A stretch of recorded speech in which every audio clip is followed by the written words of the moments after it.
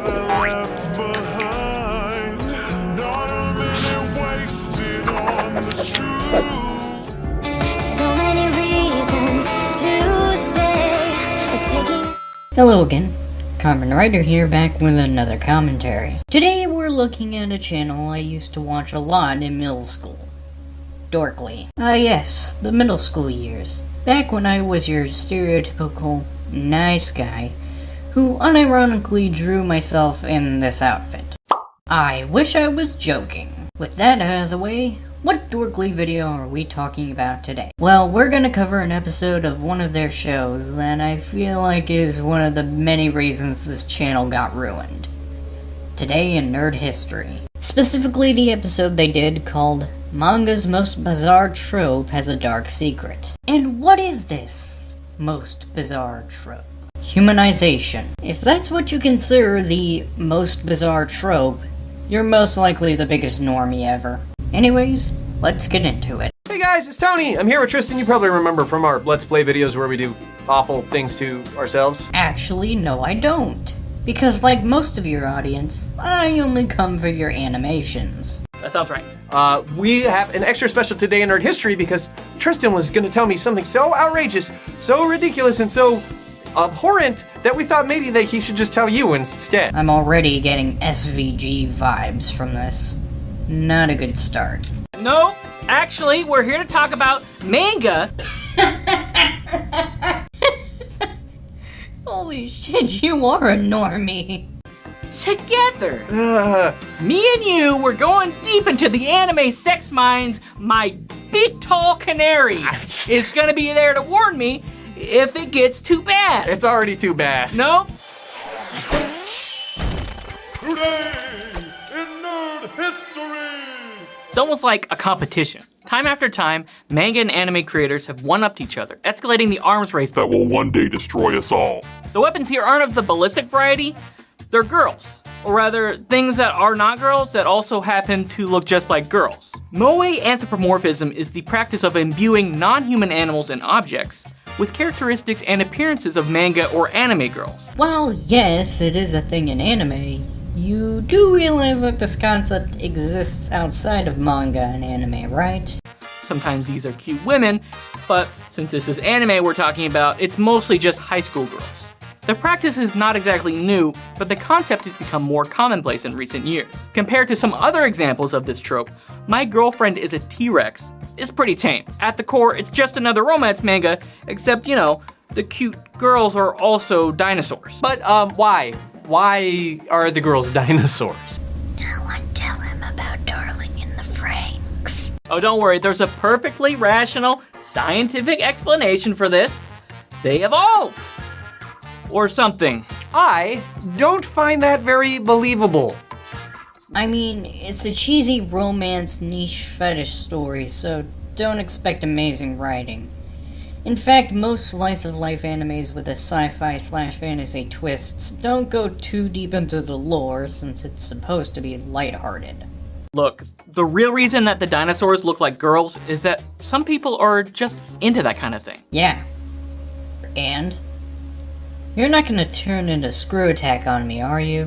And at least they attempted an explanation. As the anthropomorphization slides into the slightly more bizarre, you start to see a more disturbing pattern. Take the cell phone girl manga, for instance. Echo to Isho stars a boy named Hiroshi, who finds a strange, broken flip phone on the street. After taking his magic garbage to the shop for repairs, Hiroshi soon receives a large package in the mail. Instead of a replacement phone, it's a replacement girl. A girl that is also a cell phone. A girl that is now Hiroshi's cell phone. The term objectification gets thrown around a lot. You're not gonna say what I think you're gonna say. But in this case, the cell phone character is literally an object. She exists solely for her master. You did. Well, you technically didn't, but you pretty much implied it. You made this video for the sole purpose of comparing the simple trope to the objectification of women, or some shit. You do realize sexualization/objectification in media aren't bad, right? Now I already hear someone saying, but Carmen Ryder, isn't sexualization bad because it encourages guys to treat women like objects and not humans? No, because people can actually think for themselves. If some dude mistreats people of the opposite sex because of something he read in a manga, it's his fault, not the manga.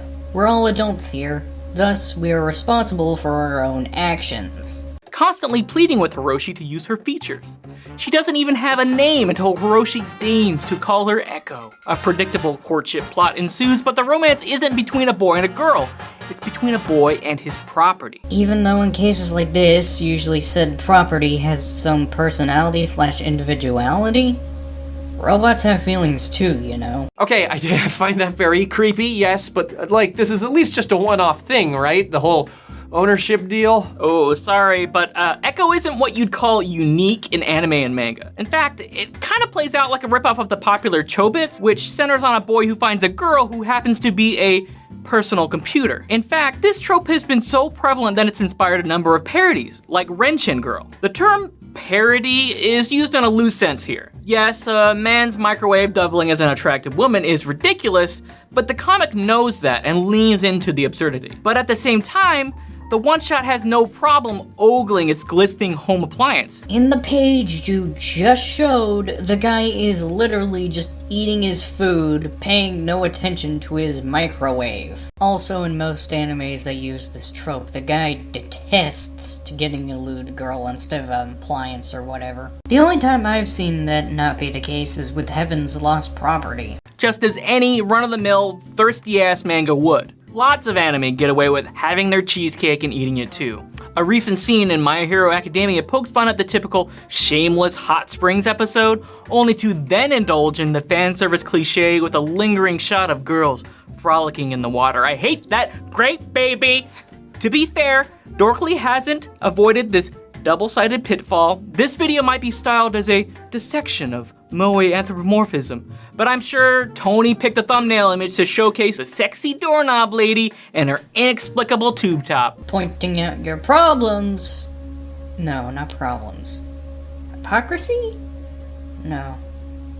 Pointing out your weird channel decisions doesn't make it go away.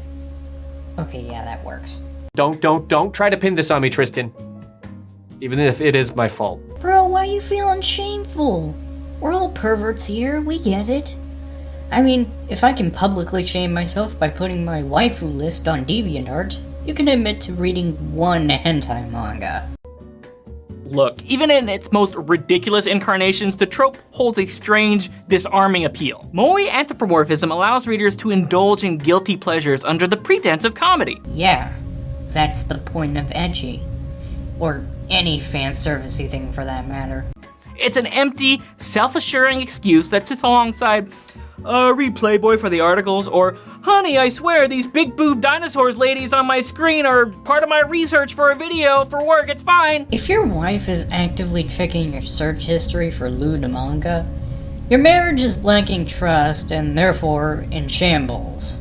And in our case, they are, which is really making me rethink a lot of things. Should have stuck to sprite animations then. The guilty pleasures in question aren't all carnal in nature. Like Echo, manga that uses moe anthropomorphism often offers a troubling depiction of teen romance. The same goes for Hotomo no Naka no Ai, which centers on yet another high school girl. Only this one happens to be an eye floater.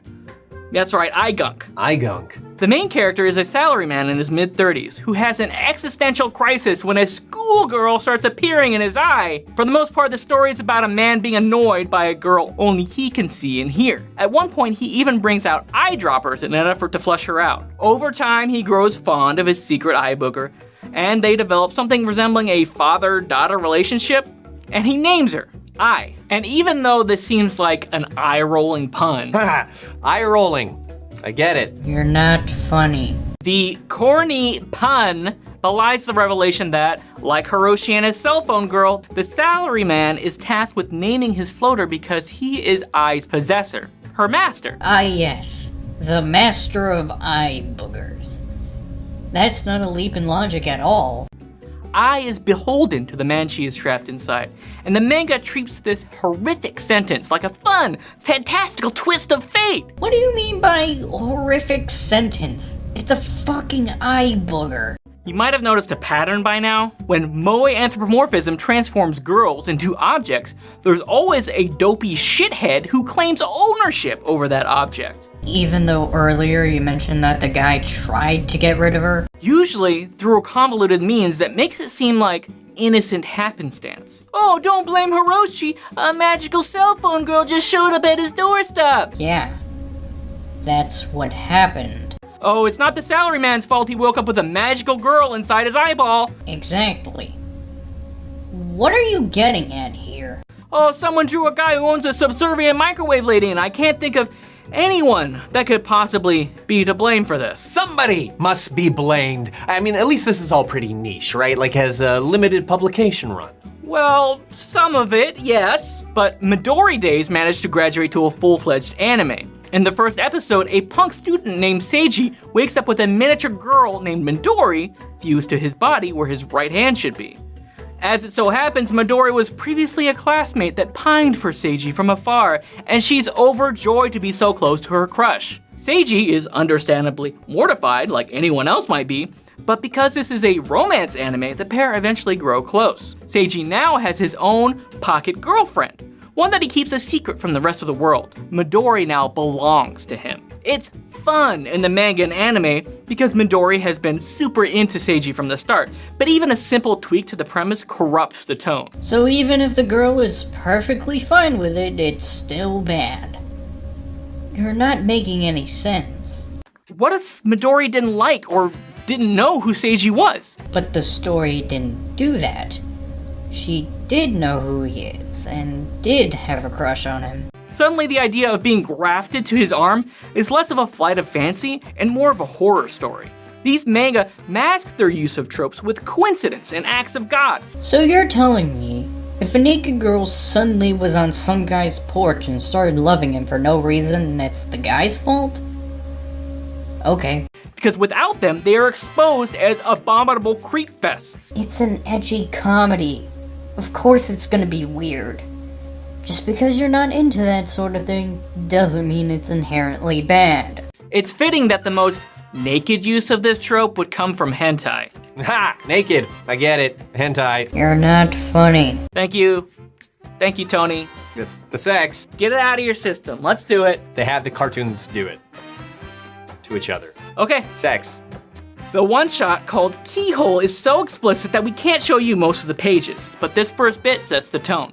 The narrative unfolds from Doorknob's point of view as she regales us with the legend of the man known only as him. This man lives in Doorknob's apartment and appears to have no idea that his front door is a sexy woman in a tube top. The part facing inside is the top half, and her bottom half is like hanging outside. You're overanalyzing porn. It's one thing to do it to an ecchi, but why do it with actual porn? Porn is made for the sake of fat material, not a story. The only real interactions the two of them have is when he comes home and inserts his key into the lock, which is where the baffling and disturbing hentai part comes in. Does he, have sex with the keyhole? I don't know why I thought I had to ask. I mean, if we're gonna be technical about it, then the guy is technically the one being raped here, since he doesn't even know he's having sex. But even then, it's just porn. These encounters are sexual in nature and they are graphic with a capital G.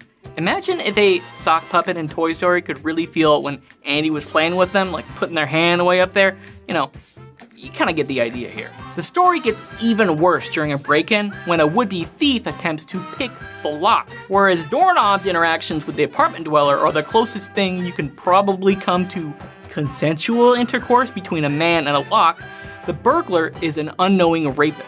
If we're going by technicality, then they're both being raped. What was once a merely creepy hentai becomes vile torture porn. The scene is so reprehensible that I almost didn't include Keyhole in this piece at all, but the ending proves that the most ghoulish version of this trope is also the most revealing. On the last page, the apartment dweller comments that he won't change the doorknob because the break-in wasn't successful. He boasts only I can open it, which is intended to refer to Doorknob's chastity. Pretty sure it's supposed to be a cheesy love insert. Most hentais have those.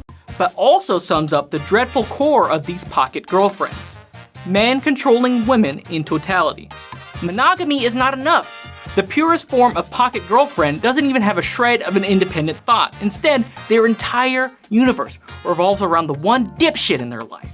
This scenario is so wrong on a base level that it makes more sense to the authors if the women and girls are given characteristics of inanimate objects. The owner-object dynamic is baked into the premise, and somehow that makes it more palatable. That is incredibly messed up. In fact, the only thing that I can think of that would be more degrading is like if the man actually inhabited the body of the woman, so she didn't have to have any interiority at all. Ooh, that one's real. That's a real one, actually. What? No. It's called I Am My Wife, where a guy wakes up 10 years in the past inside the body of a girl who goes to the same school as his younger self, so he can eventually flirt with himself. The main characters in these crummy romance manga don't want girlfriends. Not really. They want a sack of clay, a pliable hunk of nothing to shape in their own image. It's supposed to be a fantasy fulfillment, not some Marvel-level story. Get a grip. Anthropomorphized pocket girlfriends aren't just extensions of these boys. They are these boys. Except, you know, cuter. Well, that's it for today. If you want more from me, you can follow my Twitter, watch my DeviantArt. If you want to talk to me directly, you can join my Discord server. If you want to support the channel, you can donate to my Patreon. And until next time, I'm gonna go masturbate to a doorknob. So am I. So am I. So am I.